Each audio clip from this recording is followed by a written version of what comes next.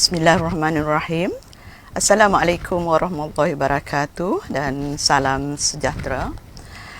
Saya mengambil kesempatan ini untuk mengucapkan berbanyak-banyak terima kasih kepada Perbadanan Perpustakaan Awam Kelantan kerana telah sudi menjemput saya hadir ke program Bicara Penulis pada hari ini untuk tahun 2022. Sedikit pengenalan dirilah supaya kita lebih mesra bersama-sama dalam program ini. Nama yang diberi ialah Nik Zainun binti Nik Abu Bakar, menggunakan nama pena Nik Nun NAB, mendapat pendidikan awal di Zainab Secondary School berzaman-zaman dulu. Kemudian melanjutkan pelajaran ke Universiti Pertanian Malaysia. Saya guna nama universiti yang saya hadir berdekad dahulu. Kemudian mengajar sains dan biologi. Kemudian akhirnya masuk dalam bidang pentadbiran di Maktab Rendah Sains Semara sebagai seorang pengetua. Jadi alhamdulillah saya telah menceburi bidang penulisan baru sangat-sangat selepas berpencen di pertengahan tahun 2018, dan saya telah diberi rezeki untuk berjumpa dengan Puan Sri Diah Syahrudin dalam bengkel menulis kisah hidup.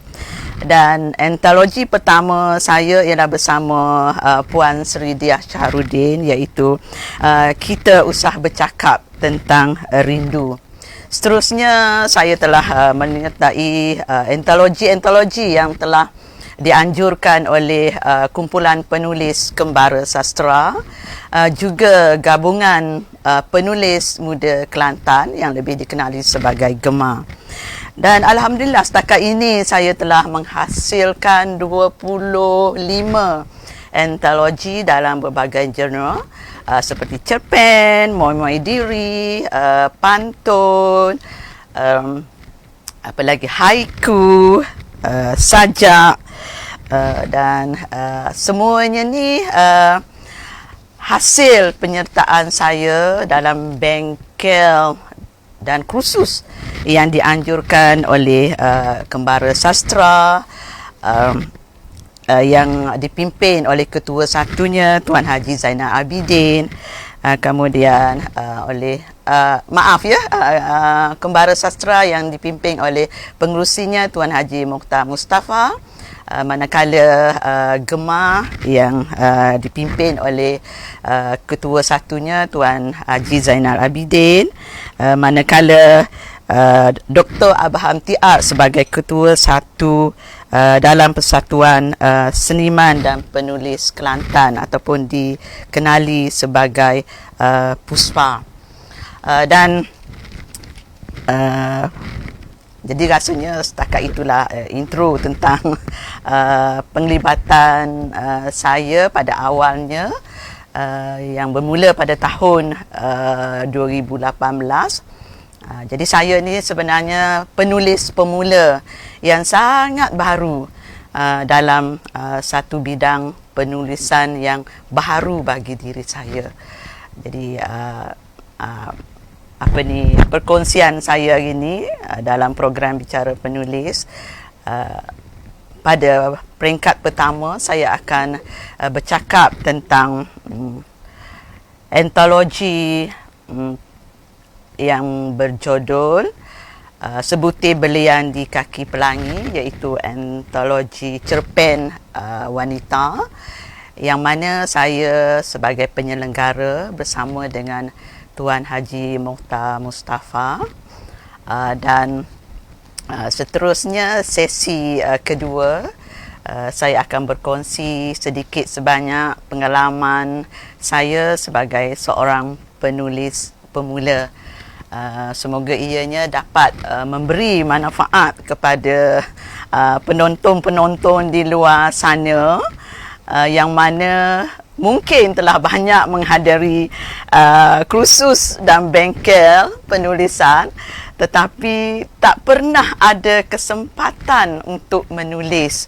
Ramai yang bertanya-tanya, nak nulis macam mana ya? Nak mula macam mana ya? Saya minat sangat menulis. Jadi insya-Allah di sesi kedua nanti saya berkongsi sedikit sebanyak pengalaman saya sebagai seorang penulis pemula. Jadi yang kita nak bincang hari ini ialah antologi ini, yang mana reka bentuk yang sangat cantik dan saiz buku yang sangat unik, berbeza dengan antologi ataupun buku-buku yang biasa kita lihat di pasaran. Kerana antologi cerpen wanita Sebutir Berlian di Kaki Pelangi ini adalah mengikut saiz coffee table ataupun meja kopi, jadi kita boleh bandingkan dengan saiz buku biasa. Jadi kita nampak perbezaannya. Jadi memang cantik buku ini dengan cover dia yang sangat menarik. Dan antologi ini disertai oleh 27 penulis wanita kesemuanya, di mana terdapat 27 cerpen yang telah digarapkan dengan begitu baik sekali. Alhamdulillah. Dan terima kasih saya ucapkan kepada semua penulis yang telah menyertai antologi ini, di mana dalam antologi Sebutir Berlian di Kaki Pelangi ini memaparkan kegigihan, keberanian, kejujuran, pengorbanan, cinta sejati seorang wanita. Dan saya boleh jamin kalau penonton di luar sana membaca antologi ini, kita seolah-olah dibawa dalam satu perjalanan yang panjang. Mengalami bersama-sama dengan penulis, berada dalam pelbagai situasi yang dihadapi oleh penulis, yang terdiri daripada watak-watak yang berbeza dengan kedudukan yang berbeza. Ada doktor, ada suri rumah, ada CEO syarikat, ada ahli perniagaan dan juga banduan serta pesakit mental. Itu yang uniknya dalam cerpen yang terdapat dalam Sebutir Berlian di Kaki Pelangi. Dan kita boleh bersama-sama merasai, menghayati semua penderitaan, kekecewaan yang dialami oleh watak-watak tersebut. Dan secara jujurnya saya dapat katakanlah, bila kita membaca cerpen yang memaparkan penderitaan, kekecewaan seorang wanita, sama ada bergelar ibu, nenek, maka tak cukup tisu lah bagi saya lah. Tak cukup tisu, sekotak pun akan habis. Dan kalau kita membaca cerpen yang menjulang kejayaan seseorang wanita dalam apa bidang pun, kita sama-sama rasa macam nak melompat kegembiraan, teruja dengan kejayaan yang mereka telah miliki. Jadi inilah kelebihan cerpen-cerpen yang ada dalam antologi cerpen wanita Sebutir Berlian di Kaki Pelangi. Dan alhamdulillah juga 27 penulis dalam antologi cerpen wanita ini telah dapat menggarapkan dengan baik aspek-aspek yang perlu ada dalam sebuah cerpen seperti tema dan persoalan, plot yang dapat dikembangkan dengan baik, watak dan perwatakan, latar tempat dan latar masa yang begitu jelas, gaya bahasa yang ringkas tapi menarik, dan yang penting juga ialah nilai-nilai positif dan pengajaran yang ada dalam 27 buah cerpen yang terdapat di dalam sebuah antologi cerpen wanita Sebutir Belian di Kaki Pelangi. Dan saya merasa seronok membaca setiap cerpen kerana ada beberapa penulis yang berani untuk menggunakan nilai tambah dalam penulisan mereka. Yang saya maksudkan nilai tambah dalam penulisan cerpen ialah pendekatan seperti pendekatan emotif. Pendekatan emotif ini sangat berkesan jika kita dapat garapkan dengan baik, kerana pendekatan emotif dapat memberi kesan emosi yang lama pada seorang pembaca. Kekal dalam minda dan sanubari mereka. Jadi alhamdulillah, pendekatan emotif yang pelbagai tetapi banyak yang digunakan dalam cerpen Sebutir Belian di Kaki Pelangi ini ialah pendekatan emotif seperti kesedihan, tragedi, kesalan, kejutan, katarsis dan juga ketegangan. Dan kita dapat lihat cerpen pendekatan emotif kesalan yang sangat baik digarapkan oleh penulis Safura Az-Zahra dalam cerpen beliau yang bertajuk Meniti Hari-Hari Terakhir, di mana pendekatan emotif kesalan yang dibawa oleh watak Noha, seorang banduan,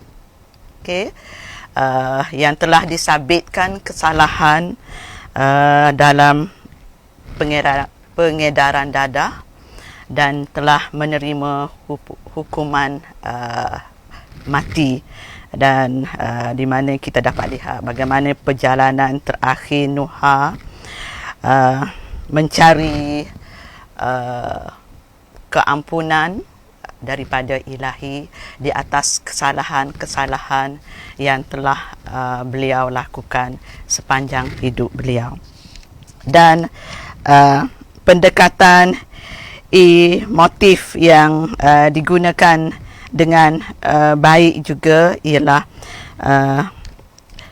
pendekatan emotif katarsis, iaitu pembersihan jiwa setelah kita melakukan sesuatu yang baik, menyebabkan kita rasa bersih dan bahagia di akhir perbuatan kita itu. Ini digambarkan dengan baik oleh penulis cerpen yang berjudul Kemelut Hati, iaitu Sabariah Eda Yaakob. Sebenarnya Sabariah memaparkan watak Maria yang berkongsi kasih sayang suami dengan wanita lain yang sangat membuka minda kita, di mana realiti hidup bermadu ada pahit dan manisnya.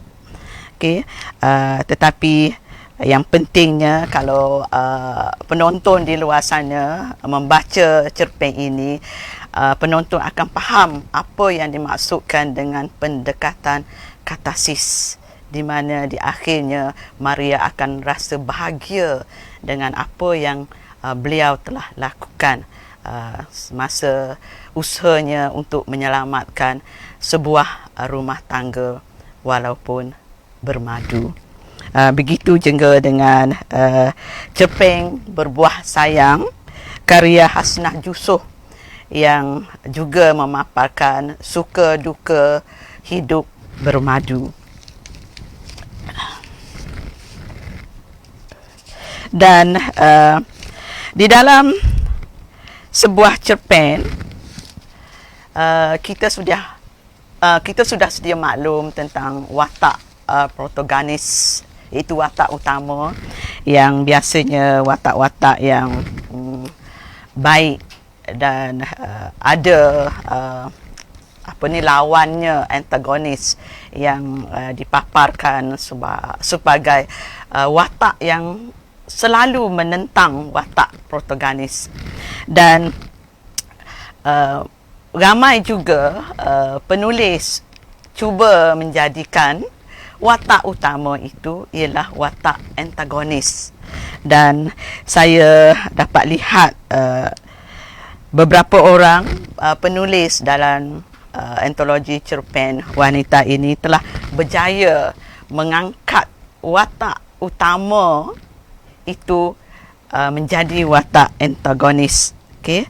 Iaitu satunya cerpen yang bertajuk Meniti Takdir Waktu, melalui watak utamanya seorang anak, iaitu Hanisah. Okay? Di mana penulis dapat menggarap watak Hanisah dengan begitu baik.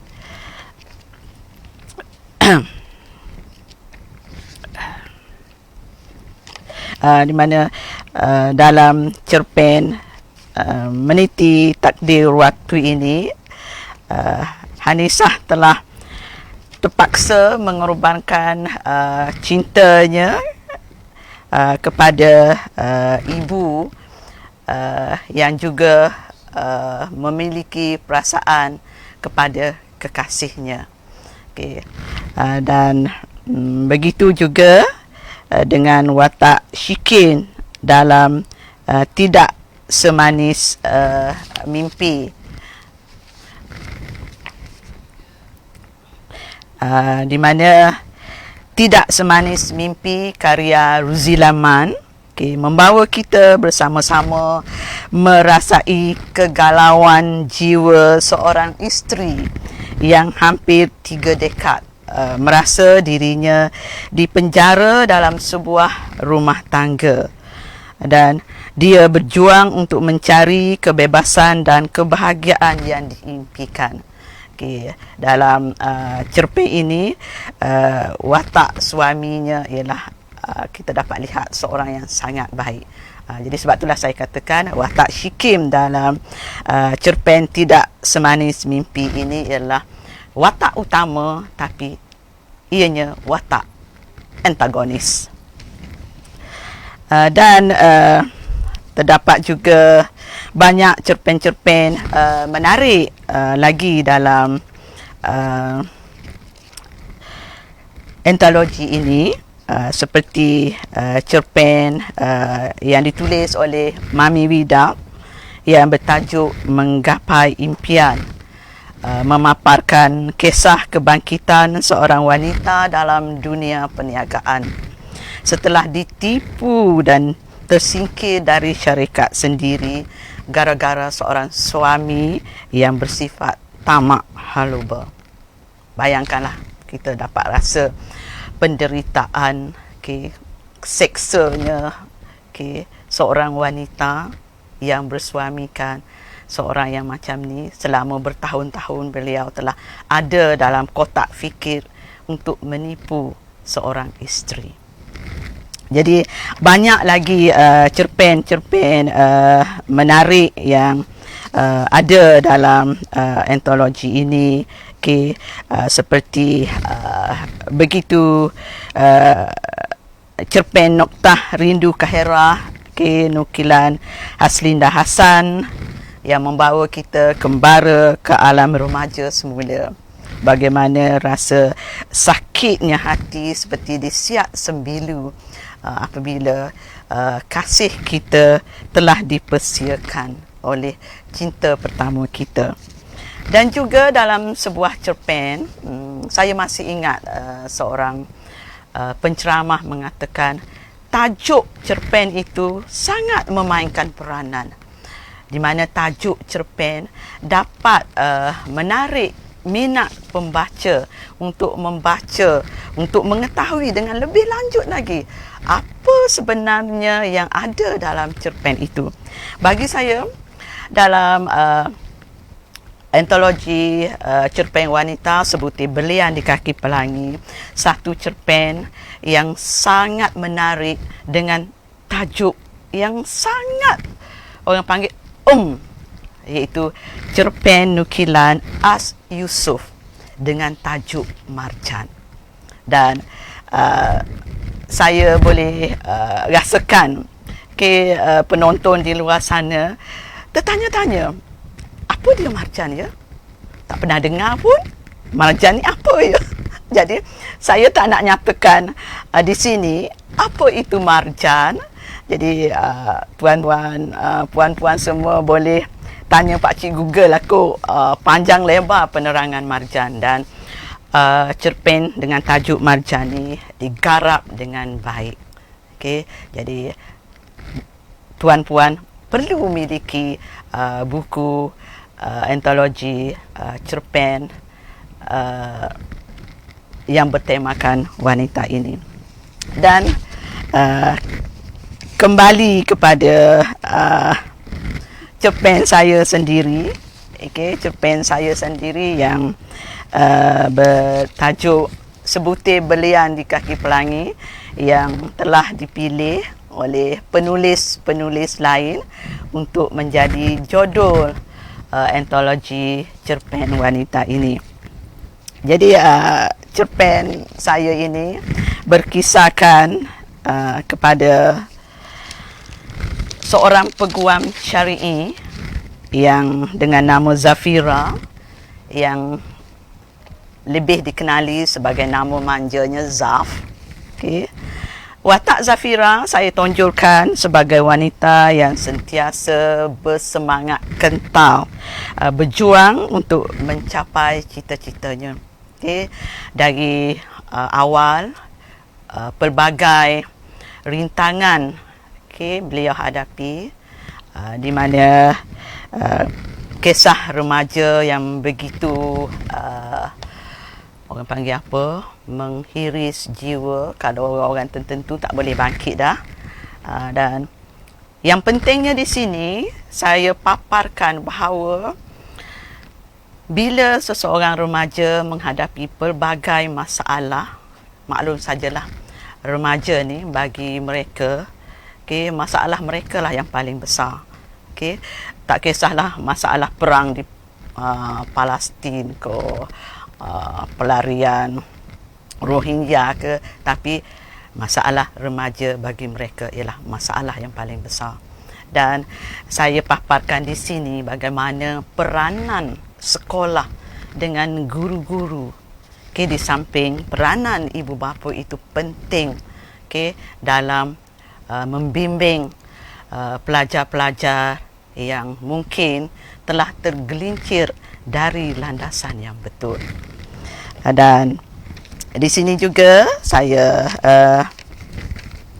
paparkan watak Zafira, yang setelah remaja menghadapi konflik rumah tangga.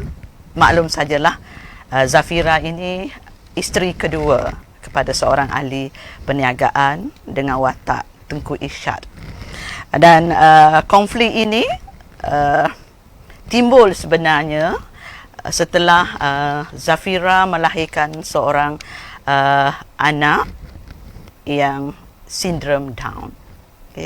Dan saya menulis cerpen di mana setiap kali menulis saya cuba angkat sesuatu fakta yang jarang orang masukkan dalam cerpen. Kali ini saya masukkan tentang sindrom Down supaya orang di luar sana dapat membacanya bukan daripada buku ataupun jurnal perubatan tentang sindrom Down, tapi dari sudut penulisan kreatif. Jadi kita dapat mengenali kanak-kanak yang sindrom Down. Okay. Di mana Zafira telah diceraikan, kerana suaminya Tengku Irsyad tidak dapat menerima seorang anak yang pada pendapat beliau seorang anak yang sangat jelik dengan rupanya yang mendatar, dan saya rasa tuan-puan semua maklumlah bagaimana rupa seorang anak yang sindrom Down. Jadi Tengku Irsyad tak dapat terima, dan konflik timbul dari situ dari hari ke hari, di mana Zafira juga dipersalahkan kerana melahirkan anak yang Down syndrome, dan Zafira telah diceraikan oleh Tengku Irsyad. Dan setelah hampir 2 tahun, Zafira membesarkan anaknya yang dibantu oleh keluarga, dan yang pentingnya rakan-rakan yang memberi sokongan yang tidak berbelah bagi, menjadikan Zafira kuat. Dan di akhir cerpen ini Tengku Irsyad telah kembali untuk mengambil Zafira, dan telah menyatakan hasratnya untuk sama-sama membesarkan anaknya yang sindrom Down. Ada kemungkinan selepas 2 tahun dia telah membuat muhasabah diri dan menerima anak beliau Tengku Amsar. Dan dalam cerpen Sebutir Belian di Kaki Pelangi ini, saya mencubalah, sebab saya ni suka mencuba apa yang saya belajar, tetapi hanya sifu-sifu yang mempunyai kemahiran yang tahu sama ada cubaan saya dalam menggunakan teknik penulisan interior monolog ini berjaya ataupun tidak. Di mana teknik penulisan interior monolog inilah percakapan dalam minda. Dan di sini saya bacakan sedikit teknik interior monolog yang saya cuba garapkan dalam cerpen Sebutir Belian di Kaki Pelangi, iaitu menolog dalam diri Aidan, iaitu anak sulung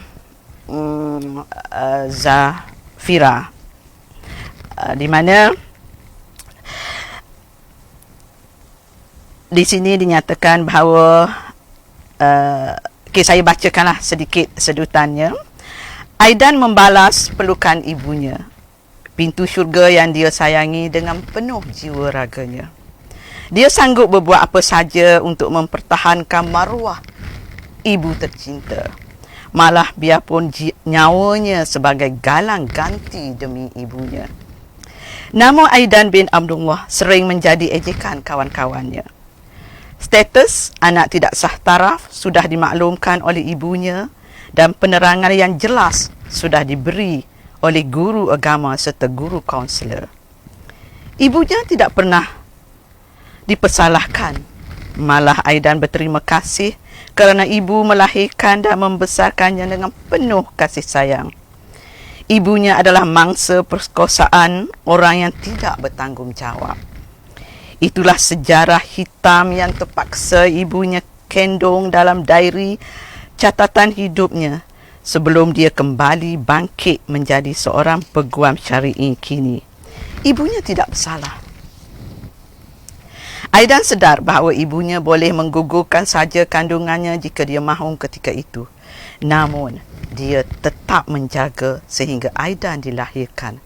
Meskipun terpaksa menempuh pelbagai penghinaan dan tomahan masyarakat. Jadi itulah sedikit gambaran apa yang bermain dalam kepala Aidan, dan saya bacakan sedikit pengakhiran cerpen Sebutir Belian di Kaki Pelangi ini, menolok ataupun bisikan hati Zafira. Engkau tiba bagaikan pelangi.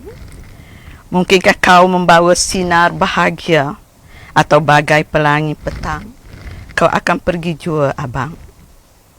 Bisik Zafira pada diri.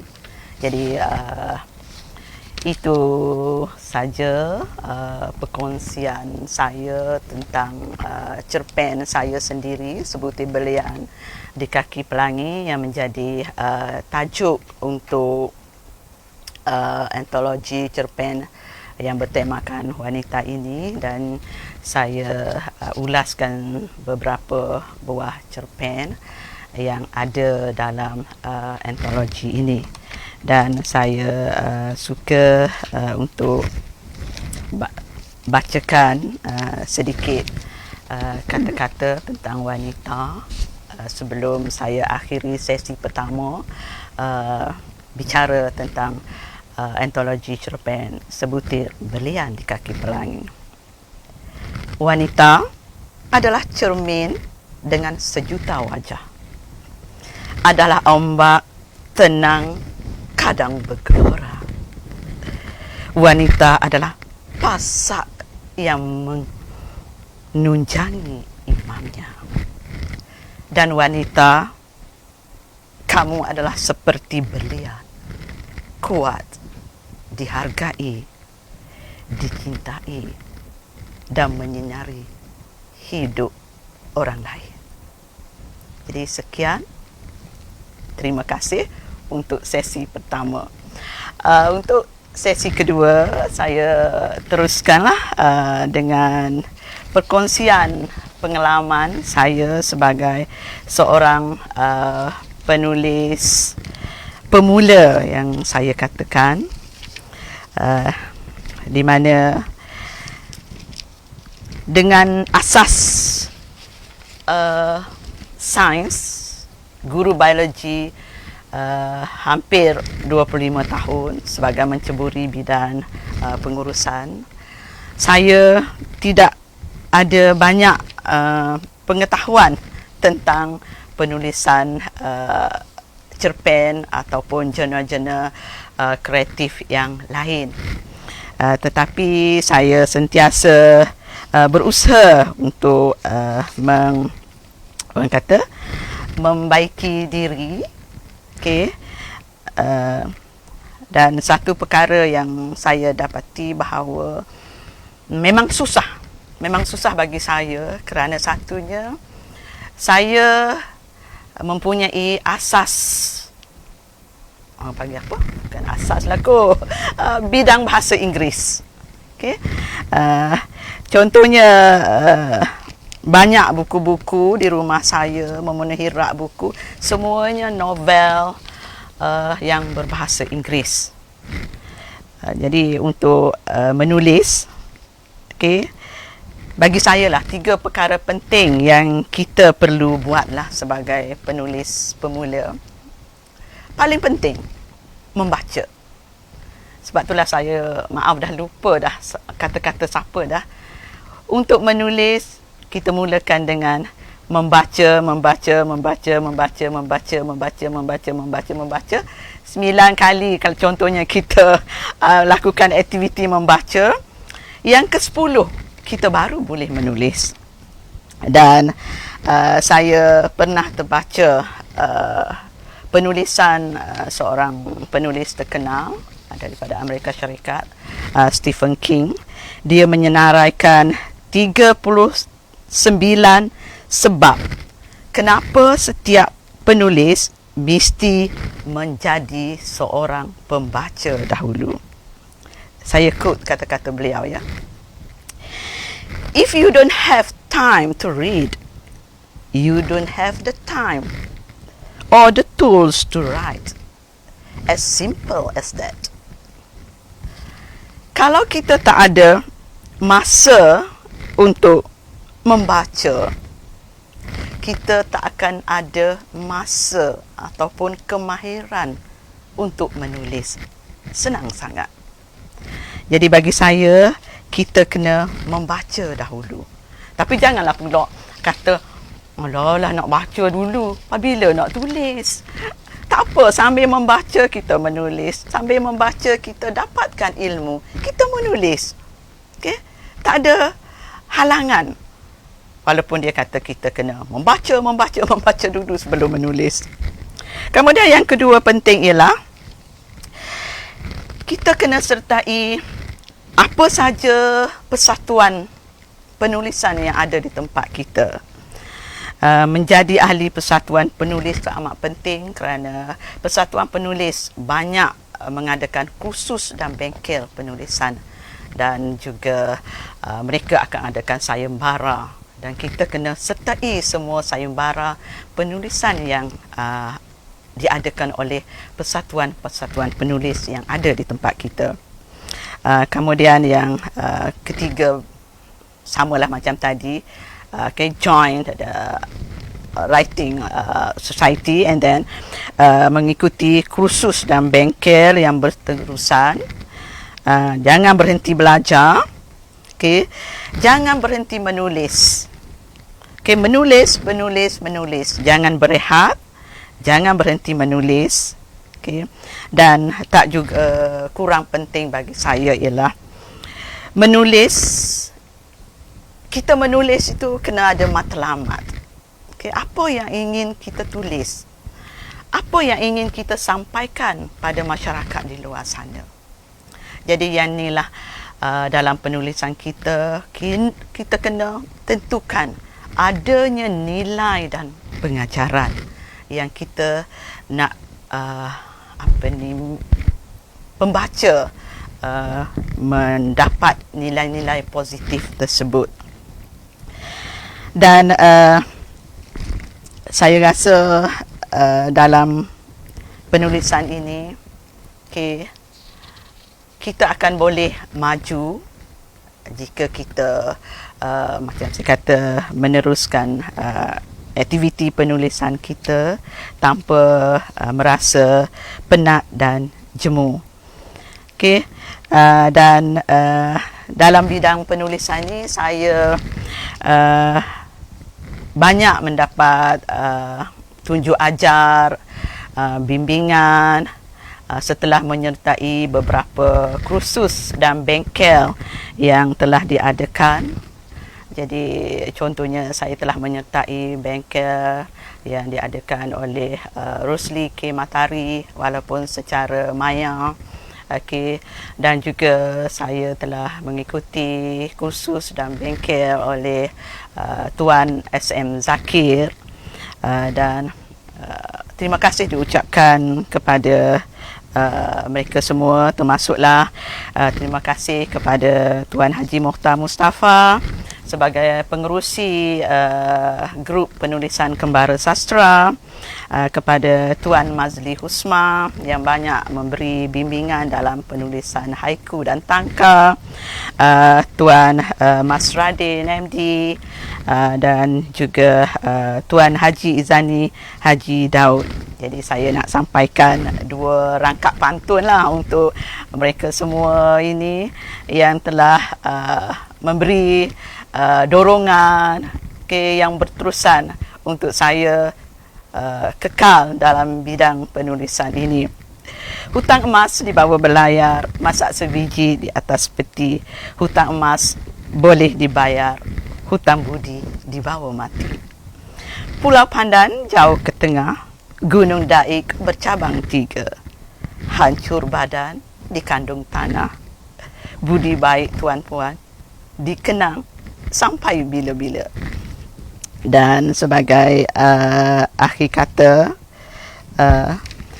saya teringat pada satu pantun lah, satu pantun yang sentiasa kita gunakan, okay, bila kita bercakap tentang budi bahasa.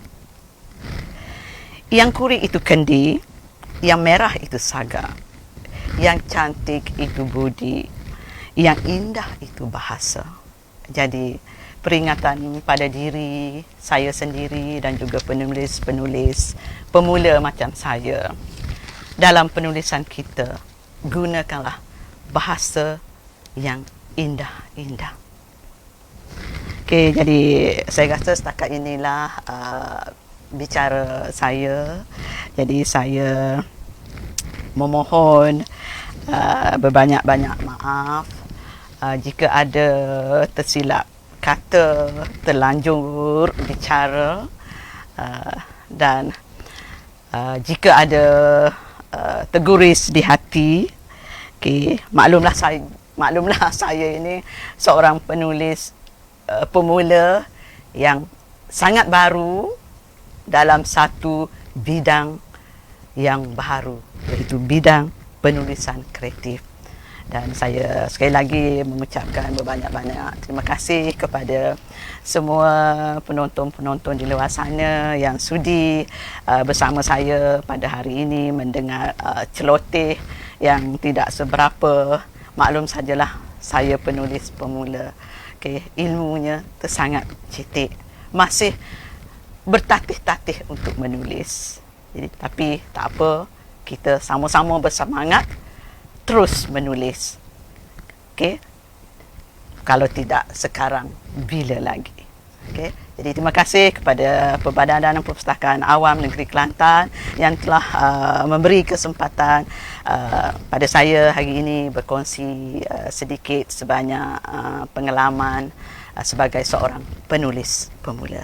Sekian. Wabillahi taufiq wa hidayah. Assalamualaikum warahmatullahi wabarakatuh.